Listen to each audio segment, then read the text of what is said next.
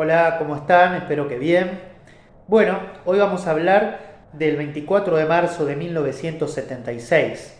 ¿Qué pasó en la Argentina? ¿Qué proceso se inicia el 24 de marzo del 76? Vamos a entender sus causas analizando la coyuntura internacional, porque lo que sucedía en el escenario internacional ya luego del fin de la Segunda Guerra Mundial va a tener mucho que ver con lo que suceda en la Argentina. Nosotros ya desde hace más de 40 años, ininterrumpidamente, tenemos democracia. Es cierto que una democracia que tiene que mejorar muchísimos aspectos, ¿sí? Lo cierto es que tenemos la posibilidad de elegir a nuestros representantes. En aquel momento, a partir de ese 24 de marzo, esa posibilidad que teníamos quedó trunca. Y recién en 1983 vamos a poder volver a elegir a nuestros representantes.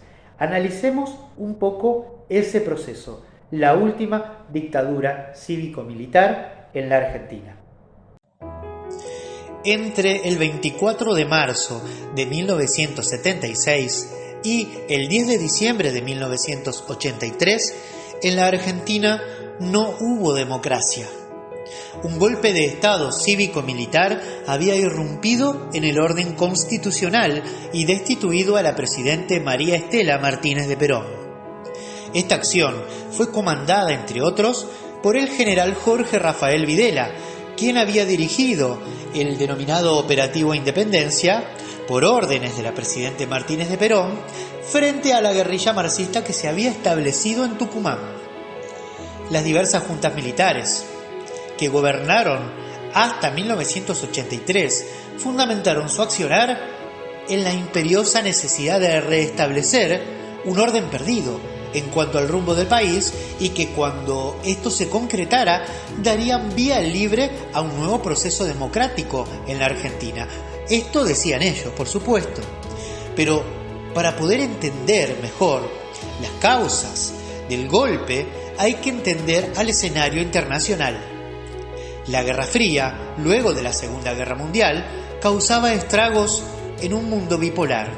Cuando digo Guerra Fría, por supuesto, no me estoy refiriendo a un enfrentamiento bélico directo entre potencias en el campo militar, sino que nos estamos refiriendo al enfrentamiento que tuvieron los Estados Unidos y la Unión Soviética, las dos potencias que se repartieron el mundo luego de la Segunda Guerra Mundial, en los ámbitos científico, tecnológico, militar, espacial, deportivo, cultural, y así podemos seguir mencionando. Entonces, este enfrentamiento, por supuesto, se extendió también hacia la Argentina. Era algo así como si el mundo se hubiera dividido en dos equipos, uno liderado, como dijimos, por los Estados Unidos y su capitalismo, y el otro liderado por la Unión Soviética y su propuesta socialista y comunista. Estas ideas se diseminaron por el mundo. La Argentina no fue la excepción, como dijimos. Estados Unidos, entonces, se dedicó a buscar, a través de su doctrina de seguridad nacional, mantener a raya o erradicar la presencia comunista en Latinoamérica, su patio, haciendo uso estratégico de las fuerzas militares en países como el nuestro, en el cual, gracias a las epopeyas llevadas a cabo por San Martín, Belgrano, Güemes y tantos otros, la población respetaba muchísimo a los militares. Las juntas militares eran de claro corte liberal y consideraban un enemigo de la patria al socialismo-comunismo, a las ideas de tercera posición como el peronismo y a toda disidencia ideológica que pudiera intervenir en sus planes. Ellos decían que las ideas que habían forjado a nuestra patria se encontraban en peligro por el acecho de estos globalismos o de este globalismo, porque puntualmente se referían como algo a erradicar al comunismo y al socialismo. Pero hasta acá, como ustedes ven, esto se parecería a cualquier gobierno democrático y liberal, como el que en estos momentos se encuentra gobernando en la Argentina. Lo cierto es que la dictadura tomó un rumbo y decidió usar determinados métodos. Se llevó a cabo el secuestro, la tortura, la violación, el robo y el exterminio de cientos y miles de personas, entre ellos guerrilleros, activistas, militantes de ideologías políticas contrarias, sindicalistas, estudiantes nucleados en organizaciones políticas estudiantiles, muchos de los cuales hoy continúan desaparecidos. Cada vez que alguno de estos hechos salió a la luz en aquel momento, la dictadura fundamentaba este accionar diciendo que no se había tratado de ningún fusilamiento como los que se llevaban a cabo en el siglo XIX, sino que se había llevado a cabo algún enfrentamiento armado en el marco de una guerra contra la subversión. Es importante remarcar que durante el último periodo constitucional previo a el advenimiento de la dictadura, la Argentina combatió militarmente y constitucionalmente a la guerrilla marxista establecida en el monte tucumano, con objetivos de llevar a cabo un segregamiento o secesionar, ¿sí?, ese territorio para ir logrando adeptos y llevar a cabo en un futuro una soñada revolución a la cubana. Por eso depende la estructura política que gobierne al país, o depende al político que escuchemos hablar al respecto, vamos a encontrar que algunos se refieren a este periodo, ¿sí?, como la lucha contra la subversión, ¿sí?, en el marco de una guerra, de una lucha armada que necesariamente debía darse para salvar al país de aquellos que venían a destruir los valores de la patria a través del terrorismo y de la colocación de bombas, de los secuestros y de la muerte. Eso lo van a escuchar en boca, por supuesto, de muchos políticos, sobre todo de corte liberal o de corte, también puede ser nacionalista, ¿sí?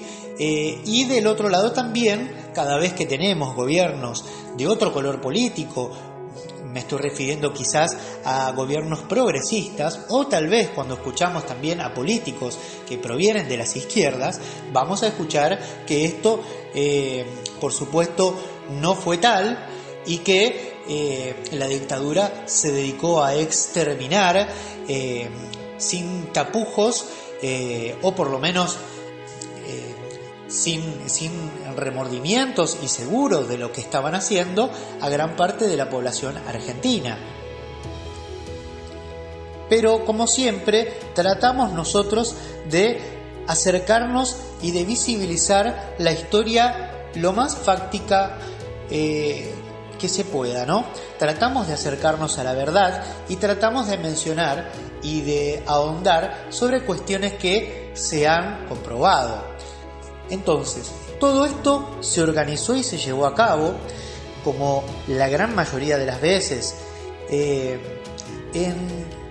cientos de puntos a lo largo y a lo ancho del país, conocidos como centros clandestinos de detención o de exterminio, hoy los conocemos así. Durante la etapa 1976-1980, llegó a haber, según dicen los investigadores, alrededor de 600 centros o más funcionando simultáneamente, aunque es necesario establecer que hubo algunos que articulaban como puntos transitorios hacia aquellos de permanencia real. Mencionemos algunos que se encontraron en la zona sur del conurbano bonaerense.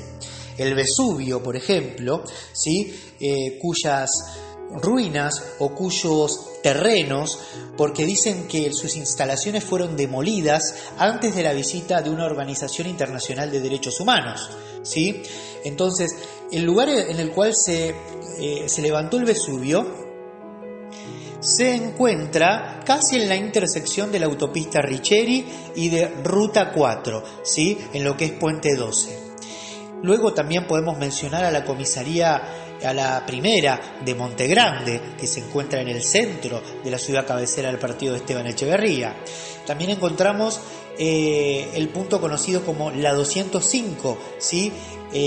Muy cerca de del predio de AFA, sobre la autopista Ezeiza Cañuelas. Al parecer este era un lugar de tránsito, ¿no? En el cual hoy se encuentra la motorizada de la policía. Podemos encontrar también al Pozo de Banfield, al Pozo de Quilmes y al Infierno de Avellaneda.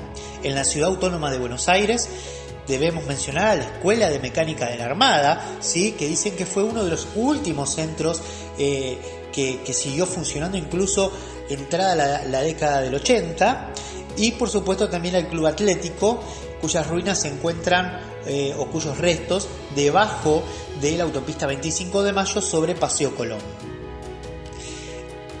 Cada 24 de marzo debe ser un día de reflexión para todos los argentinos, para que ya no más el terror vuelva a ser implantado en nuestra patria y la sangre argentina, hermana, derramada en pos de intereses internacionalistas.